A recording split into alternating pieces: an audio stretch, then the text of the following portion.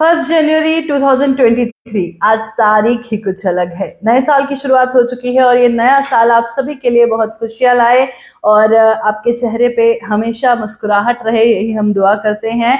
और वादी कश्मीर की बात करें तो किस तरह से वहां पे लोग नए साल की शुरुआत को सेलिब्रेट कर रहे हैं अपने घर वालों के साथ और कैसे ये खुशियां मना रहे हैं, आपको मैं बताऊंगी। कुछ दो प्यारी बच्चियां हैं, ज़ैनब इरशाद और अज़वा इरशाद। उन दोनों ने हमें ये वीडियो भेजा है कि किस तरह से वो नए साल का स्वागत कर रहे हैं और वो वीडियो मैं आपको दिखाऊंगी। और नए साल के मौके पर आप भी कुछ शेयर करना चाहते हैं तो आप हमें व्हाट्सएप कर सकते हैं अपनी वीडियो 87170003 पर। तो दो बच्चियां लोलाब से आप सभी को हैप्पी न्यू ईयर विश कर रही हैं, ये वीडियो देखिए। New Year! Happy New Year! This is my cake. This is my cake. अल्लाह से मांग रहे हैं साल में खुशियां भेज और इस साल में बरकत भेज अदा फरमाए।